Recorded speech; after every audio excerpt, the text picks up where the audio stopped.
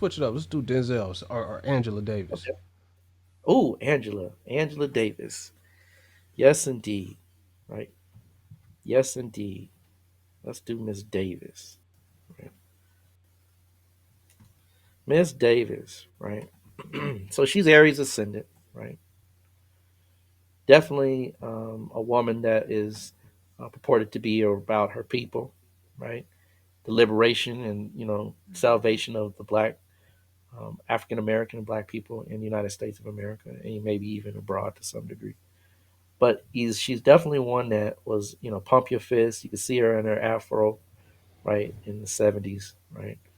Um, she's what the image of what we would consider soul power or sister power, right? Soul sister, right? Right. Um, she's a warrior. You can see in the Aries ascendant, right? You can see it right here, Aries ascendant. She's a warrior, right? She's a fighter, right?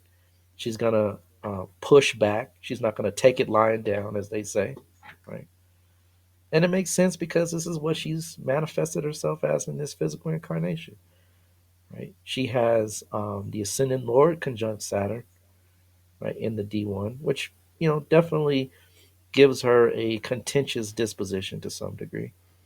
Anytime you have Saturn and Mars together, it can create someone that definitely has a strong nature, right? It makes them strong because life has already been set up to, right, push back while they push forward. The gas and the brake syndrome, as they say. It's in the second house of her early upbringing, so she may have had some consistent letdowns as a young lady growing up. So especially being around race and things of that nature. So definitely a sister that would, or a woman that was fighting for the cause of her people. You see the moon in the 10th house of leadership, sun in the 10th house of leadership. That sun and moon conjunct is a new moon, but it's also a very powerful position in the sense that it makes someone very independent natured and very much to a point where they are trying to manifest something on their own or to put themselves out there as a stand up person. Right? So these things are in the 10th house. Right? The ninth house, let's look at that, has Venus and Mercury. Interesting. Now, what could Venus in the ninth house produce? Right? She loves knowledge. Right? She's always advocating or teaching or espousing.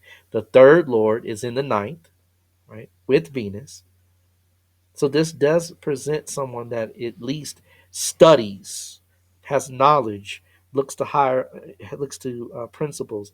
Definitely is an advocate of the court system because the sixth lord is also litigations and litigations and debates. Third, sixth lord, and it's in the ninth house. So she's one that will definitely what do they call it? Speak truth to power, right? Right. However, right, her Atma Karaka, right, is the moon. Now, and again, this is not a judgment, it's a statement that has been witnessed by many and even to some degree said of her own will as far as who and what she is. The moon is for a woman. See, the moon for a man, like Mars for a woman, is different for a man in the sense of all planetary placements. It's still similar in some degree, but it also has some other kind of differences. Right. Right? But for a woman, the moon holds a lot more weight than it would for a man per se. So as a woman, as a as the embodiment of the female of the goddess, let's just say it that way, right? This is where her lesson plan is, isn't it? Right? The lesson plan holds she's got moon in the 10th, right? Moon in the 10th house, right?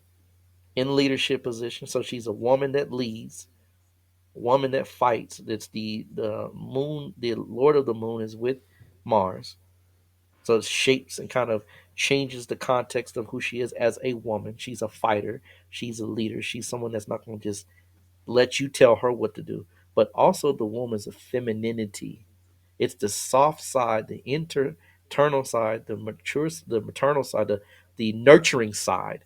Now, this is not will be not a sister that I would consider as nurturing. right? I mean, Mm, I could be wrong, right? But from what I can gauge and see, she's not someone that would be, sitting back, having babies and nursing, and that's the opposite of where she is. So that becomes the lesson plan, or kind of the thing that she has to kind of remember in this life. She has to learn that this is the thing that you kind of come to deal with as a woman, who you are as a woman, the type of woman. And that mean all women should be barefoot and pregnant. That's not even don't even try that, right? I ain't said that. I'm saying that the essence of a woman is through different means than it is for a man. So for her internally, she knows this. She knows. right. She can feel it, she can process it, because it's an uneasiness. And a lot of times when it's uneasy, it's just easier to stay with the same sex. I'm not ridiculing her. I'm saying what's easy, what the way out is. Because the way out is opposite to the way you should go. The moon in the D9 goes to which house? 12. 12th house is the house of what? Escape. Hey, so trying to get out of Dodge with facing the reality of her feminine side. I don't know if she has any children, but I would fairly seriously be surprised if she does. Right? I think she has a daughter. She might have One. one, right? And that one may have been a struggle. Right? She does have Jupiter in the fifth house in the D1, so it's very well possible she could have had a child. But even it's still right. It probably was, you know, that's it, right? And I don't even know what their relationship was like, because even though you have a child doesn't mean you take care of them or you render them as viable individuals that can continue their spiritual development or even know what it is. So for her, the feminine side, the maternal side, the the um, the goddess energy, as our ancestors capitulated it, not as Western society does. I'm sorry, hate to be the bearer of bad news, right? But Western society is the antithesis of African traditional purviews and traditional Eastern purviews. It's the antithesis of it. So when we look at it from, and this is an ancient science, this is not something that you just, okay, well, now we're in this time, so we just change everything to this. No, it doesn't work that way. Spiritual truths are what? Spiritual truths. Right. Sorry. A man has a certain level of integrity as a what? A man. He has a certain dynamic. Doesn't mean that society doesn't change the dynamic, but the inner core of who that individual is comes from on high, not from society. Right.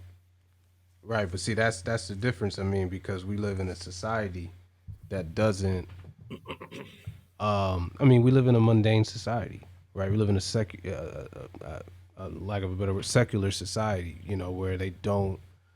These are things that are still in debate for them, right? Mhm, In mhm. regards to the existence of a higher being, the creator, and all these things are still debates for them, Sure, at least sure. in public facing. That's what they put forth. I just want to make one address to Kenty. Right. I understand. Um, it's good to play devil's advocate. I Hmm. understand. But when we talk about contextual things, if you would like, Kenty, present us with the name which the Dravidians called those practices, if Tantra is what the invaders called it. Always give a solution to your problem. That is called wisdom. Otherwise, it's being a contrarian. We all know that there's always some older text or older context of a word that comes from another culture. I understand and I agree with you to a degree. When we talk about mantra, yantra, tantra, always give. If you can't give it, then sometimes it's wise to keep those things to yourself. Because unless you can give a solution to the problem, one problem begets what? Two. So I hear you, I understand, right? But unless you can give me the original word, then tantra is what it is. But back to Angela, right? She has Saturn conjunct the moon, right? Saturn conjunct the moon is a heavy spiritual load, right? A heavy spiritual load. It's a very serious minded spiritual context, right? She's got now looking at it from the perspective of the what the ascendant is in the D9. It's the seventh house, isn't it? Right. Right. To the D1. That means that relationships, relationships is the means to which she is to try to acquire her spiritual path. Now, it's well known that she became lesbian after so many years. I don't know if that changed back, but from the last time I checked, that's what the context was. And the I think she ascent, has a wife. yeah, she does, right? So when we talk about spiritual growth, I'm not a judge. I'm not sitting here on any horse looking down or around at people. I'm telling you, based on those spiritual tenets that your ancestors laid down, called Ma'at. Ma'at has it to where form and what? Function. Function marry. Now, I'm not a judge, but I know according to form and function, a seventh house a seventh house um, stipulation shows that relationships is the vehicle. At the moon is the kind of soul's lesson, and this is the ninth house inner looking into the inner workings of the ninth house. And remember, she's got Venus in the what? Ninth house in Right. the D1, doesn't she? Right. I told you Venus is always a planet to look for to find out how much spiritual growth the person is looking at or looking for, and it's in the eighth house of the D9. That's a very interesting combination because now it's showing again the spiritual path is through relationships, through finding balance, to making sure that things that form and what function marry. Because it's an easy path to not face the side of you that has been, for the most part, by Western society, diminished or evolved. That's not easy. This is not our way of life. This is not the ancestral way of life that was coined in this spiritual practice or in this context as far as Jyotish is concerned. That wasn't it. It was a whole nother path. So this becomes the battle zone, the kind of seesaw effect, the struggle, the kind of mountain to climb for an individual with this type of place. This is the con. I didn't say anything about a relationship, and I'll keep repeating that to you because unless you understand that this is a spiritual chart that can only be rendered spiritually as far as marriage is concerned, unless the person takes a vow, or you'll see the lack thereof, and you see the lack thereof. Well, she's committed to one person. That's not the point. It's not the person that it's not being committed to a person. It's be committed to the what?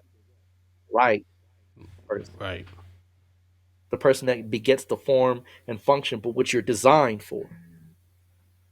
No one's, the supreme being don't make mistakes. Sorry.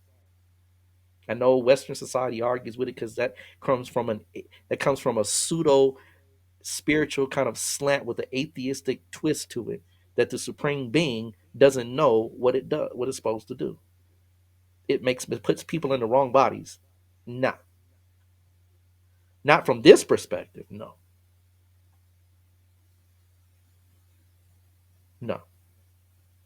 The supreme being knew exactly what it was doing when it dropped you off, right? And there's only two options: male or female. If there's a third option, it's not on this planet.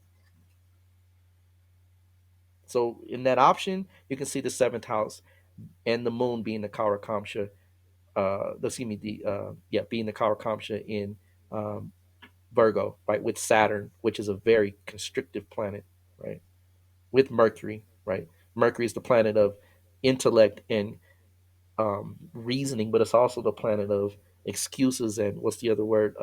Not excuses, but rationalizations. You can believe anything. Me and Sambo was talking over here. You can believe anything, right? You can believe whatever.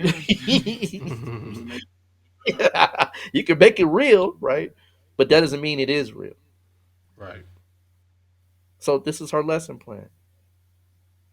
But she's also a very powerful black woman in the sense of civil rights and the advancement of African Americans. I would never take that. I'm talking about the ninth house matters.